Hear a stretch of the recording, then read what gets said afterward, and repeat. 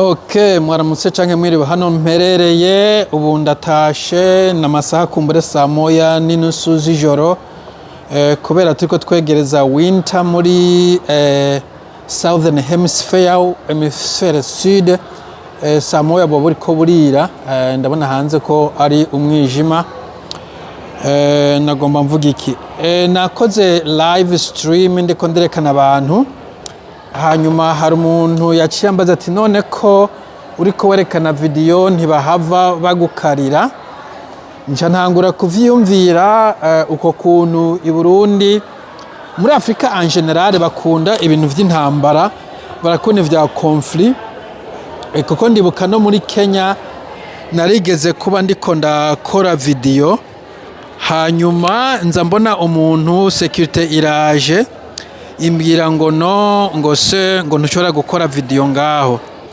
ndavuga nti très bien reka mpagarike gukora video acavuga ngo ntibihagije ni okay reka mfute iyo video arambwira ngo ntibihagije nti none ushaka nkora iki ngo urazi ko ushobora gupfungwa mfungwa nakoze iki ngo bongo reka tuje kwa superviseur baransambisha cyane gose umuhindi twari kumwe w'umunyamerika avuga ati iyo babwira ko ufise passport yo mu kindi gihugu bari kukubahiriza ariko ndavuga nti bon sinaje kwishima ngaha nta passport yo mu kindi gihugu nkeneye gukoresha kino kintu kiza kirahindura wow kiza kirahindura couleur kumbure nzohafatira video canke foto ejo mbona abantu bari kufotoza amafoto mugabo ni hatari iyi screen izirahinduka ama couleur na graphics anyway icyo nashaka kuvuga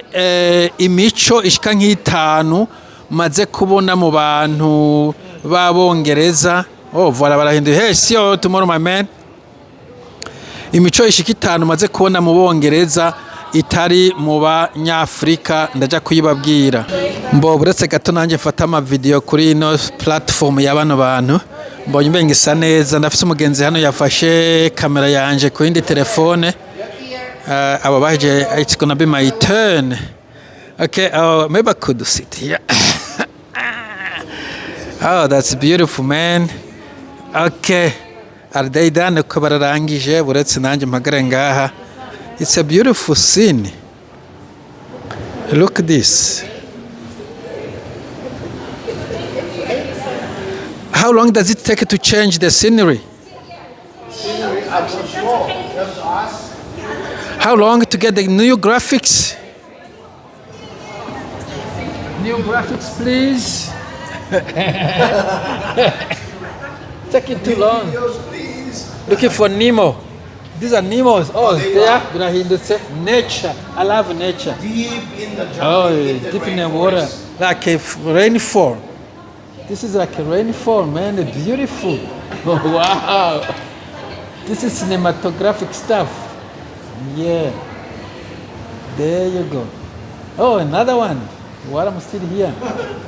Oh, beautiful, man. Very nice. Wow. Kino ne atari.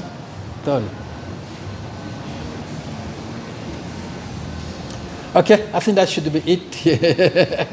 Thank you very much. No worries. Thanks, my friend.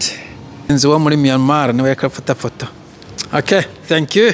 All right. Okay. That was a video recording. It was a video? Yeah. Okay, yeah. I can. You look like a content creator. You did yeah, he's a professional videographer. The way I looked at it, Look at that. Kiza kirahinduka kiba amazi. Look, they are surfing. Kino kintu kiri interesa ntabwo ari cy'abana. Wow. Bon, okay, gotta go. Buretse nkomeze mbandanye ntahe. Okay, ndarosa umu subscriber. Okay, thanks for subscribing, man. Okay. All right, go check it out, man. Go check it out. Ya waroze ko ata kirundi wumva wari kuvuga ko ugiye ku checkinga content zanje. Anyway, urabona ko nose umu subscriber umwe mbongira ndabe ko noshobora gutora inzira nafashe mu kuza hano. Hanyuma nce vuga ibintu nshaka kuvuga ku bantu babongereza imico novuga abongereza bafise ntabonye mu bantu biwacu. Iyo mico niyo ituma kenshi na kenshi nk'iyo mubonye umuntu afashe video n'umupolisi n'umusirikare n'undi muntu uvuga ngo ivyo ubikoze hano iwacu bo guhitana.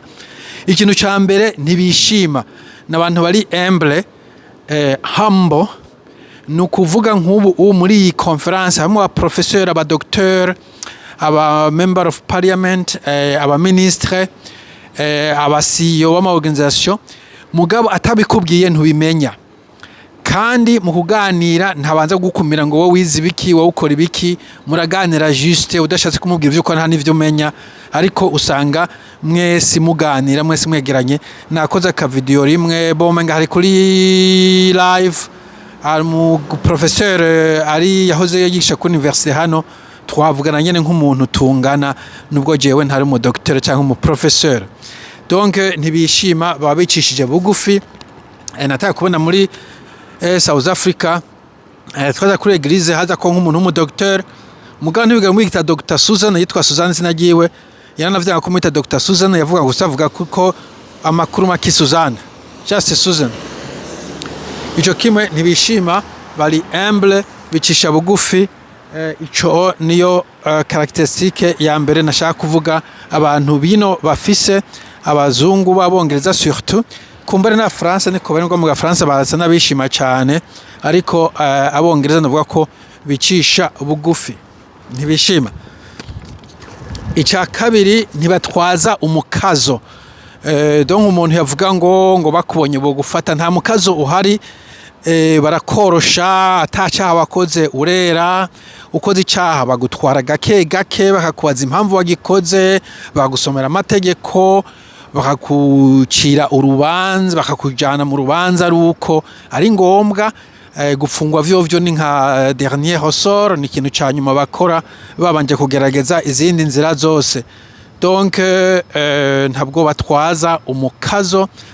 Polisi nabufise usanga ifise inembo rikira kwita abantu, kirazira kwanza ko polisi ikubita umuntu, kirazira ko umurare ni hatari, nta kintu gihagarika abantu kugira ntibasimbiremwo. Train just ngiye mbona yirenganira, usije ko nahashyize nkabanza kuraba hari train station. Iyi ni train bon sinzi gituma batashira ivyo kuzibira abantu ntagire uwirohamwo. In any case nakuvuga nta mukazo polisi nyaza ko polisi kubisa umuntu baramuhambarira cyane. Bashobora no kumuhana, bo muhana kwanza si bashobora. Uramutse kwita umuntu polisi bo guhana, nta mukazo ihari, na polisi batutse ubaciriye ko amate ibiki n'importe quoi, nabo boja kwitwara nk'undi mu civile, ivyo gukubita amateke ntibirimwo. Ica gatatu ntibagayana, mbo kumbura kigomvye gusa na kiba cyo kutishima, mugabo kutagayana no kuvuga impuzu wambaye nta muntu aziraba, uvuga nabi nta muntu abiraba, accident tomoye barakwitondera bakakumviriza. Ibintu nk'ivyo nta bintu vy'ukuvuga ngo bongo ico cyongeza cawe, izo mpuzu zawe, iyo pantaro yawe, akazi ukora, usanga ico kintu ntabwo kiba kibarimwo. Mbo reka ubu tugiye muri lift, kumbure ndahagarika gatoye.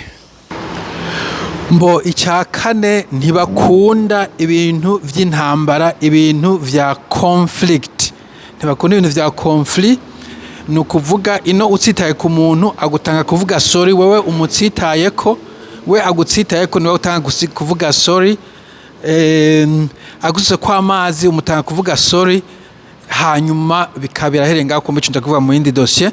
Mugashaka kuvuga bagerageza ico bita to de-escalate, habaye intambara bageza kuyisubiza gusukamo mabisi, ari umubanyi ari ikintu bapfuye bageza kurondera ukuntu bacumvikana, baragerageza yuko ata conflict zihaba.